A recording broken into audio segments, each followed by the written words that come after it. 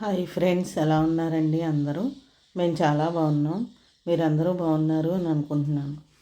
ఈరోజు కథ పేరు నిజాయితీ అండి. అనగనగా ఓ పట్నం.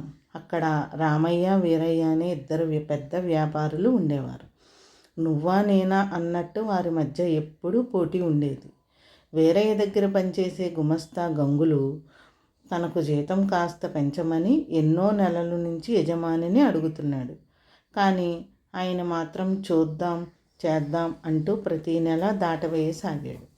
దీంతో విసుగు చెందిన గంగులు ఇక లాభం లేదనుకుని అక్కడ నుంచి పని మానేశాడు. కొద్ది రోజుల తర్వాత అలవాటైన పని కావటంతో మరో వ్యాపారి రామయ్య దగ్గరకు వెళ్ళాడు. విషయం మొత్తం చెప్పి పని ఉంటే ఇవ్వమని అడిగాడు. తను ఎంత జీతం ఆశిస్తున్నాడో కూడా చెప్పాడు.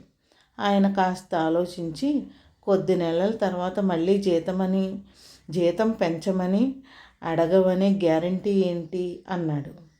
కుటుంబం గడవడం కష్టంగా అనిపిస్తే అడగడం తప్పు లేదు అనుకుంటున్నానయ్యా, సమాధానమిచ్చాడు గంగులు. అది సరే, మరి నిన్ను పనిలో తీసుకుంటే నాకేమైనా లాభం ఉందా అని అడిగాడు ఆయన. అర్థం కాలేదన్నట్టు ముఖం పెట్టాడు గంగులు. నిన్ను పనిలోకి తీసుకుంటే అక్కడి వ్యాపార రహస్యాలు ఏమన్నా చెప్పగలవా అని అడిగాడు. అయ్యా, నిన్నటి వరకు నాకు అన్నం పెట్టిన యజమానికి ద్రోహం చేయలేను.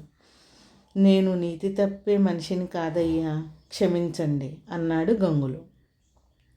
ఆ జవాబుతో రామయ్య నవ్వుతూ, శభాష్ గంగులు, నీ నిజాయితీ నాకు నచ్చింది. ఈ రోజు నుంచే నువ్వు పనిలో చేరవచ్చు. జీతం కూడా నువ్వు అడిగిన దానికన్నా కాస్త ఎక్కువ ఇస్తాను అనడంతో ఉబ్బి తబ్బిబ్బయ్యాడు అతను. ఆలస్యం చేయకుండా అదే రోజు పనిలో చేరాడు.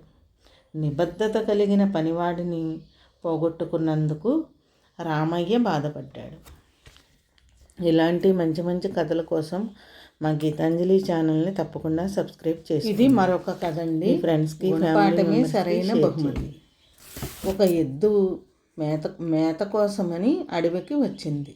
అక్కడ దానికి బక్క చిక్కిన నాగుపాము కనిపించింది. ఎంతో ఓపిక చేసుకుని అది, వృషభరాజా బాగున్నారా అని ఎద్దును పలకరించింది. పర్వాలేదు నాగరాజా, మీరేంటి ఇంత నీరసంగా ఉన్నారు ప్రేమగా అడిగింది ఎద్దు.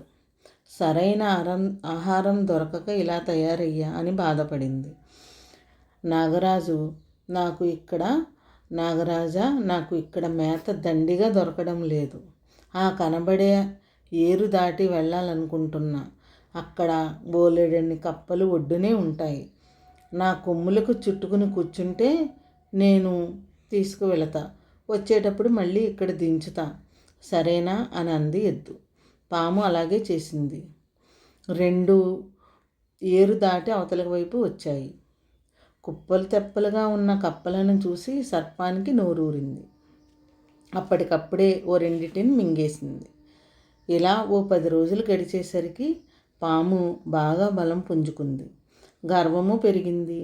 ఎక్కడున్నా ఎద్దు రావడం కాస్త ఆలస్యమైతే చాలు, ఇప్పటిదాకా ఎక్కడ తిరుగుతున్నావు అని మండిపడిపోతుంది. అలాగే సాయంత్రం తిరిగి వచ్చేటప్పుడు కాసేపు ఉండు, పోదాంలే అంటూ చిరుబుర్రులాడుతోంది. ఏమాత్రం ఎదురు తిరిగినా అది కాటు వేయడానికి కూడా అది వెనకాడదు. ఎద్దుకు అర్థమైంది. ఎలాగైనా దానికి బుద్ధి చెప్పాలనుకుంది మనసులో. ఓ రోజు పొద్దున్నే వచ్చి, నాగరాజా, ఎన్నాళ్ళీ కప్పలతో పుట్ట నింపుకుంటావు? మా ఊళ్ళో గురవయ్య కోడి 10 గుడ్లు పెట్టింది. మా ఊళ్ళో గురవయ్య అనే వ్యాపారి ఉన్నాడు. అతని దగ్గర కోడి 10 గుడ్లు పెట్టింది. నిన్ను వాళ్ళ ఇంటికి తీసుకెళ్తా. అతడికి ఎలాగో కళ్ళు కనిపించవు కాబట్టి నువ్వు హాయిగా వాటిని తినవచ్చు అంది. భలే అనుకుని బయలుదేరింది పాము. నిజానికి అతడు గుడ్డివాడు కాదు, కేవలం మెల్లకన్ను అంతే. పాము కోళ్ళగంప దగ్గరకు రావటం చూశాడు. దుడ్డుకర్రతో దాన్ని చావగొట్టాడు. పేడ విరగడయింది. విషజంతువులకు సాయం చేస్తే ఎప్పటికైనా ముప్పే అనుకుంటూ ఎద్దు అక్కడి నుంచి వెళ్ళిపోయింది. ఇలాంటి మంచి మంచి కథల కోసం మా గీతాంజలి ఛానల్ని తప్పకుండా సబ్స్క్రైబ్ చేసుకోండి. మీ ఫ్రెండ్స్కి ఫ్యామిలీ మెంబర్స్కి షేర్ చేయండి.